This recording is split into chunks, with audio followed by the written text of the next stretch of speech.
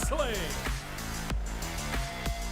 And joining me at this time is the one and only WWE legend, the Brooklyn Brawler. What's up, Brawler? How's it going, Dustin? You don't know how much I'm fired up for May 5th. It's coming up. It's the event that people can't miss. I can tell you right now, with Brooklyn Brawler, Kimchi, Abe Knuckleball, Swarm, Doink the Clown, 4 characters, 32 years in WWE and WWF. Legendary.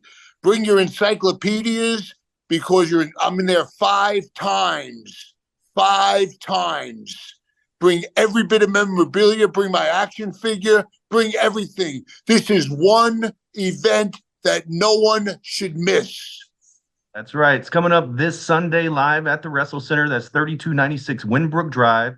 You can save $5 off your tickets if you use the code word Brawler at checkout. There's a big meet and greet coming up from 12:30 to 1:30. Also, you're going to take part in our television taping. But you mentioned the memorabilia and the encyclopedias. Of course, I have an encyclopedia, and I've got to get you to sign it up. But what's the most unique piece of memorabilia that any fan has ever brought to you? Because you're constantly doing signings all over the United States. What's the coolest memorabilia that somebody's brought you to sign? Well, I would say the encyclopedia, because I'm in there 5 times, but people don't realize I had Dwayne "The Rock" Johnson's first match.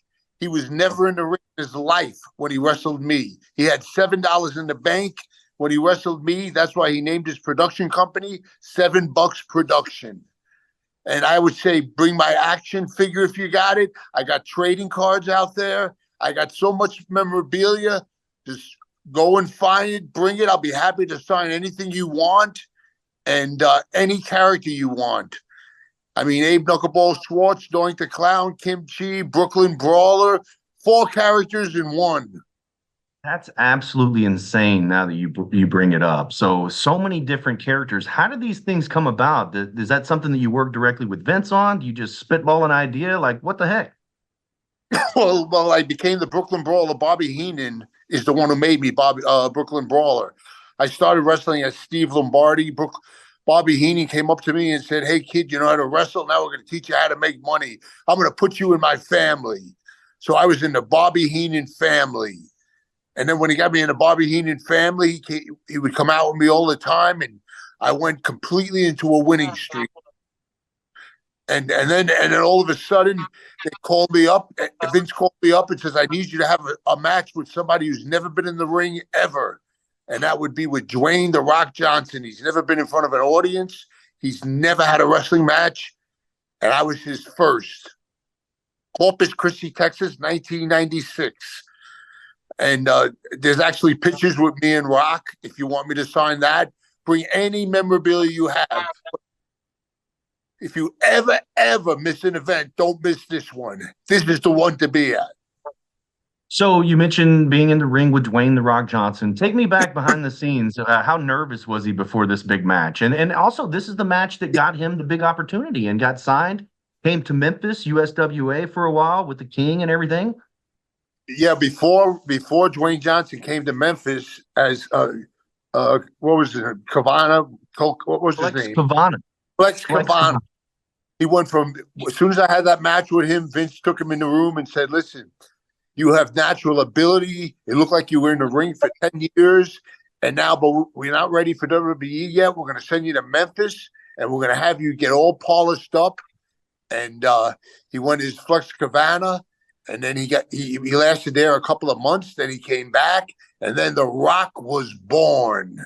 The Rock was born. When he first went out, the people would say, "Rocky sucks. Rocky sucks. Rocky sucks." And he would come back and he was very pissed off about it. So he says, "Give me that mic." He walked out there and he says, "You know, when The Rock comes out here," and The Rock said, Rock gets here. I hear you people say Rocky sucks. Rocky sucks. All I can say to you is, it doesn't matter what you people think. And the people said, "We love you. We love you." Those are the first time. That's the first time he ever said, "It doesn't matter what you people think." And The Rock has spiraled his career into the #1 wrestler in the world, right into the movies. He's the biggest movie star in Hollywood. And he went from $7 in the bank to millions and millions of dollars. He's probably the richest man in Hollywood. I'm one of the biggest Rock fans, so I could talk to you about Dwayne The Rock Johnson all day long, but you literally have been in the ring with every major superstar pretty much in the history of WWE. But you talked about The Rock. What are the other favorite matches that you've had that's catapulted somebody's career? Or I know they're the one with Triple H where you beat Triple H. That one's great. Tell me a couple of your favorite ones that you've been in the ring with. Well, Bret Hart, when he first came in, it was Cincinnati Gardens. He didn't have any matches in WWF. It was WWF back then, and they put him in with me. He came in with a backwards baseball cap.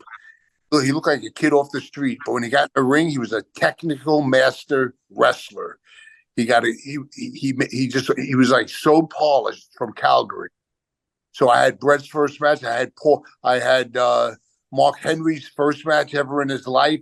I had Owen Hart's first match when he first came into WWF because he was in Calgary wrestling.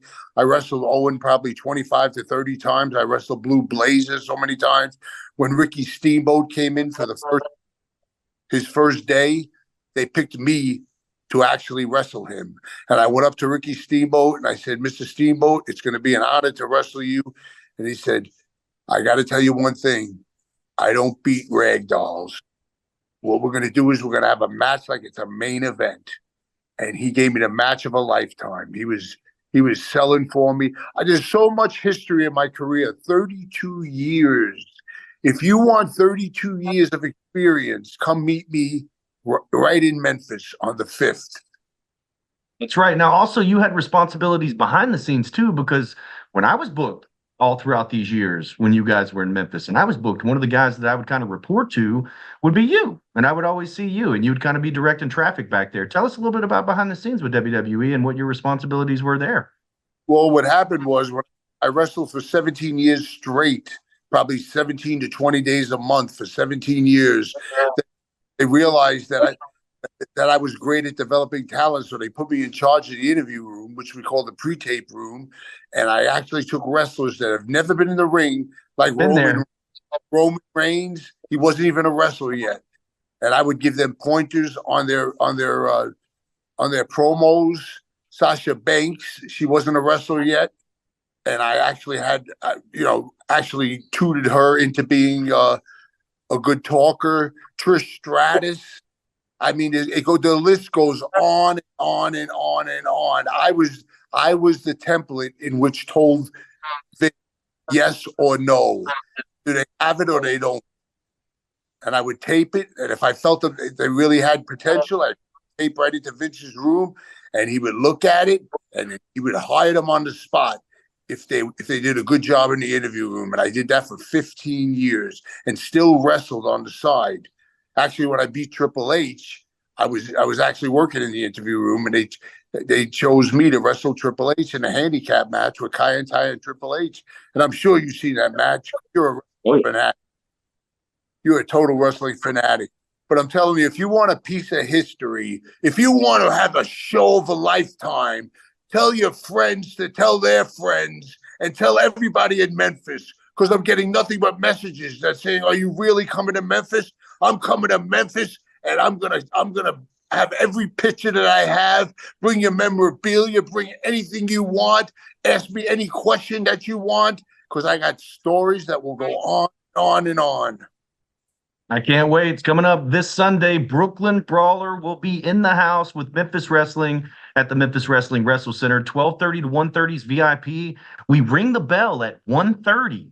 And we have 3 television tapings, including WWE legend Brooklyn Brawler. Is there any last words that you want to send out to the fans of Memphis before you get here?